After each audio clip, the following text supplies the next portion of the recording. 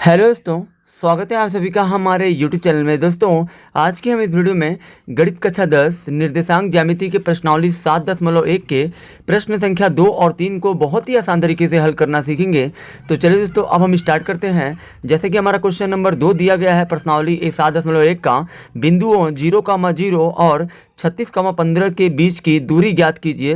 क्या आपने 7.2 में दिए दोनों शहरों ए और बी के बीच की दूरी ज्ञात कर सकते हैं। यानी कि दोस्तों, पहला तो हमें इस क्वेश्चन में 0,0 और 36.15 के बीच की दूरी निकालनी है, ज्ञात करनी है। उसके बाद दोस्तों, यहाँ पे आपका जो है उदाहरण में जो ये 7.2 दिया है किताब में, उदाहरण में जो ये 7.2 में जो दोस्तों प्रश्न दिया है, जो दो शहर दिए हुए हैं ए और बी, उनके बीच की भी दूरी पूछ रहा है कि क्या आप ज्ञात कर सकते हैं कि नहीं।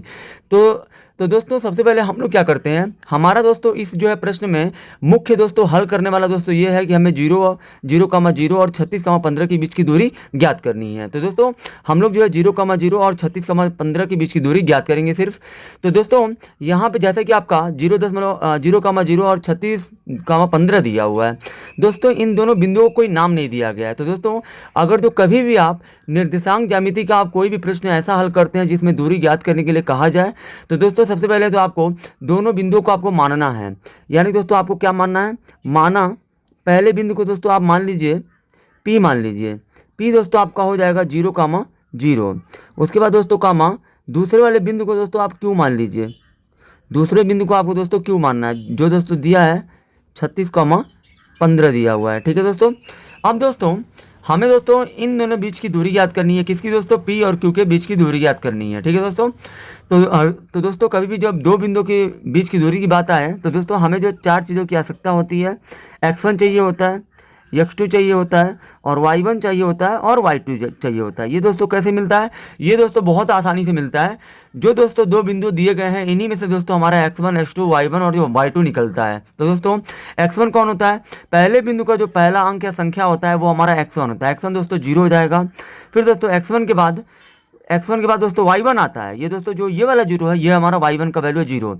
और दोस्तों दूसरे बिंदु में जो पहला अंक है ये हमारा x2 है 36। और दोस्तों फिर हमारा दोस्तों y2 है हमारा 15, क्योंकि दोस्तों x2 के बाद y2 आता है।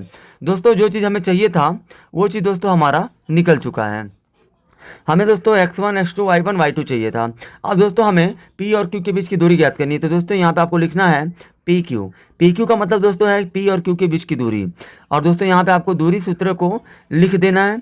दूरी सूत्र दोस्तों क्या होता है, x2 माइनस x1 का होल स्क्वायर, फिर प्लस होता है दोस्तों y2 माइनस y1 का होल स्क्वायर।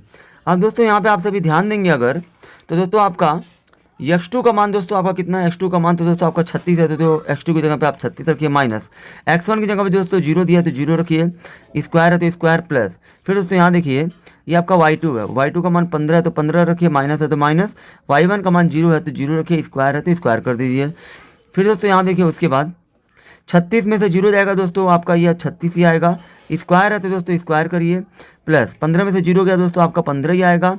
फिर दोस्तों ये आपका दोस्तों स्क्वायर दिया है तो स्क्वायर ही रखिए।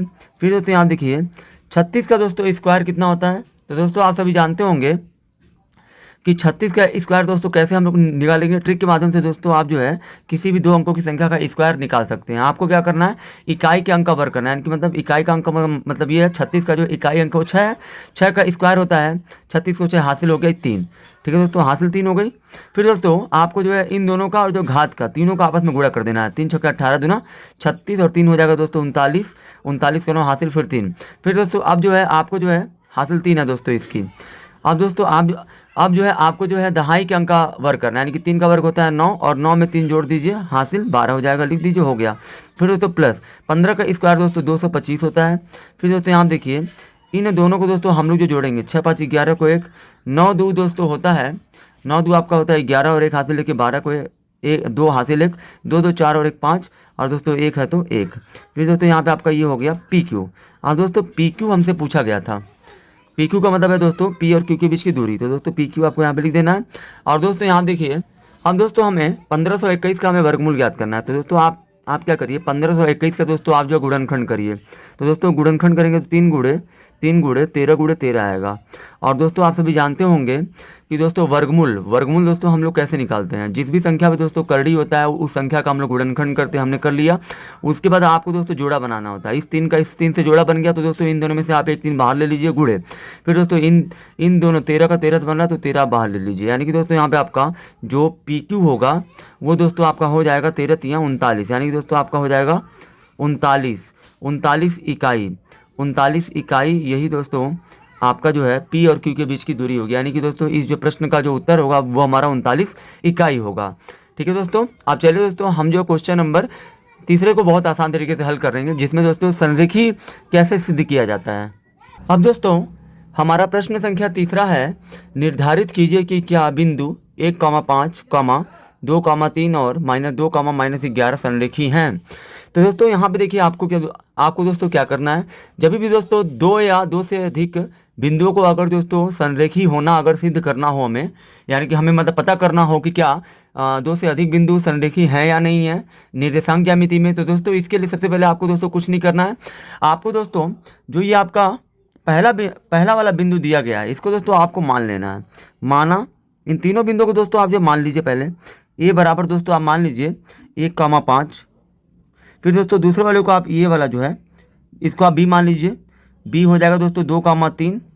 और दोस्तों यहाँ पे और जो तीसरा है इसको दोस्तों आप सी मान लीजिए, ये है दोस्तों आपका -2, -11।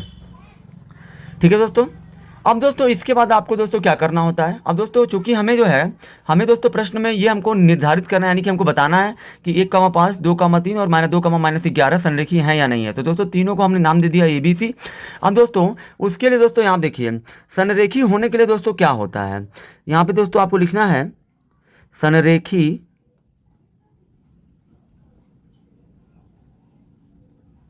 होने के लिए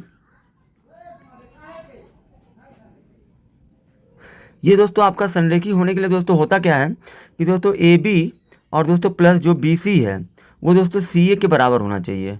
यानी कि दोस्तों जो ये आपका AB है मतलब A और B और B + C मतलब AB + BC बराबर CA होना चाहिए।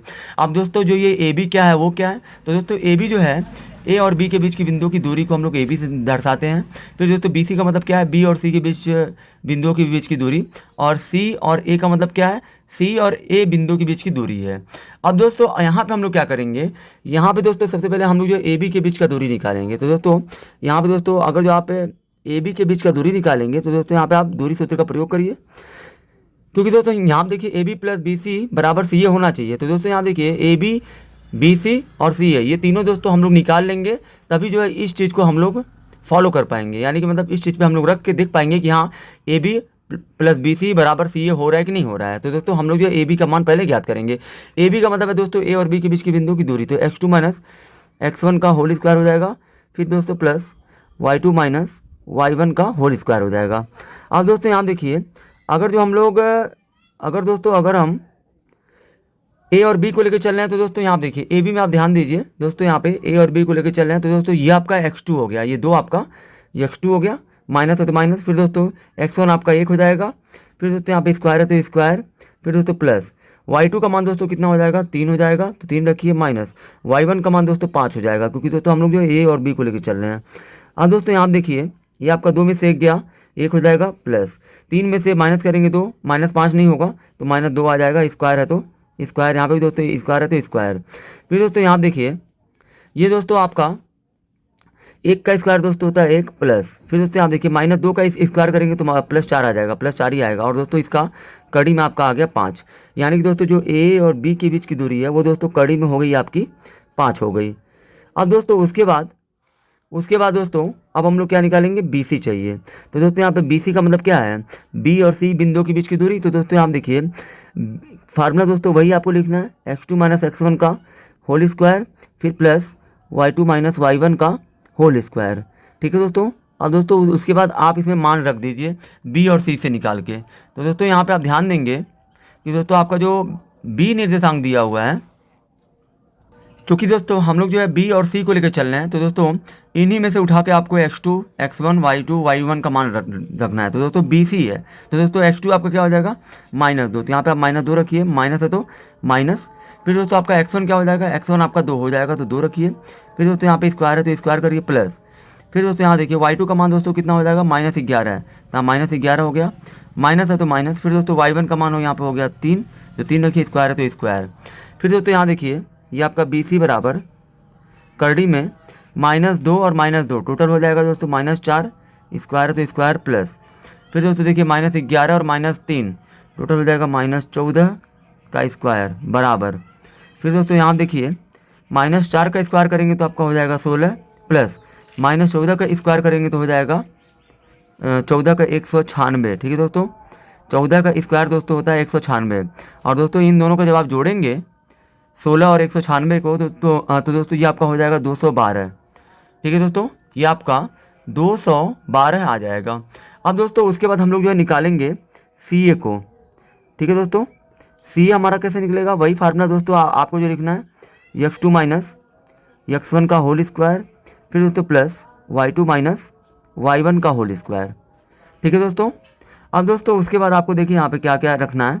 क्योंकि दोस्तों हम लोग जो है CA को लेकर चल रहे हैं, तो दोस्तों चूँकि दोस्तों हम लोग यहाँ पे CA को लेकर चल रहे हैं, CA को, तो दोस्तों यहाँ पे आपको क्या करना है, यहाँ पे दोस्तों आपको C और A से आपको x2, x1, y2 और y1 का मान यहाँ पे रखना है। तो दोस्तों यहाँ पे हम लोग CA को लेकर चल रहे हैं, तो x2 आपका क्या हो जाएगा, x2 दोस्तों आपका 1 हो जाएगा माइनस। फिर दोस्तों यहाँ देखिए x1 का मान दोस्तों कितना है, -2 है।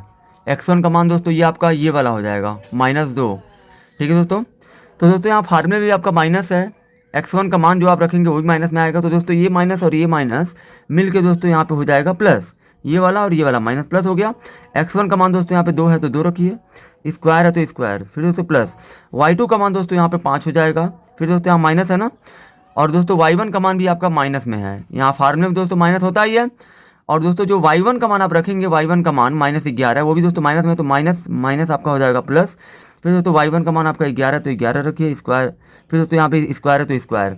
उसके बाद दोस्तों यहाँ देखिए ये आपका 1 और 2 हो जाएगा 3, 1 और 2 हो जाएगा 3, और दोस्तों 3 का स्क्वायर आपका होता है 9 प्लस 5 और दोस्तों 16 है, 5 और 11 दोस्तों आपका हो जाएगा 16।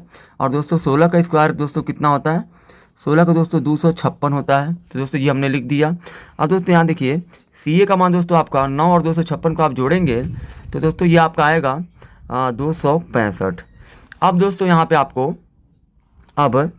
आपको दोस्तों देखना है कि AB प्लस BC बराबर CA है कि नहीं है। तो दोस्तों यहाँ पे जब आप ध्यान दोगे तो दोस्तों AB का मान दोस्तों आपका कितना आया है, कड़ी में 5 आया है। फिर दोस्तों प्लस, फिर दोस्तों यहाँ देखिए BC का मान दोस्तों आपका यहाँ पे करड़ी में 212 आया है। तो दोस्तों यहाँ पे करड़ी में 212 हो जाएगा बराबर CA का मान दोस्तों करड़ी में 265 है। और दोस्तों आप सभी जानते होंगे कि 5 का वर्गमूल नहीं होता है, और न ही करड़ी में 212 का वर्गमूल निकल सकता है, और न ही करड़ी में 265 का वर्गमूल निकल सकता है। तो दोस्तों यहाँ पे जब दोस्तों इन दोनों को जोड़ने पे दोस्तों इसके बराबर नहीं आ रहा है, क्योंकि दोस्तों यहाँ देखिए क्या दोनों पक्ष बराबर है। यहाँ पे 2 कड़ी में 265 है, और दोस्तों यहाँ पे दोस्तों कड़ी में 5 प्लस कड़ी में 212 है। तो दोस्तों ये दोनों बराबर नहीं आ रहे हैं, तो यहाँ दोस्तों ये दोनों बराबर नहीं है। तो दोस्तों उसके बाद आपको लिख देना है अतः, लास्ट में दोस्तों आपको लिखना है अतः 1,5, 2,3 और -2, -11 -2, संरेखी नहीं है। ये चीज़ दोस्तों आपको जो है अंत में लिखना है कि दोस्तों ये तीनों बिंदु दोस्तों 1,5 और 2,3 और -2, -11 संरेखी नहीं है। आई होप कि दोस्तों आप सभी को ये वीडियो बहुत ज़्यादा पसंद आई होगी। अगर आप हमारे चैनल पर नए हैं तो हमारे चैनल को सब्सक्राइब जरूर करें।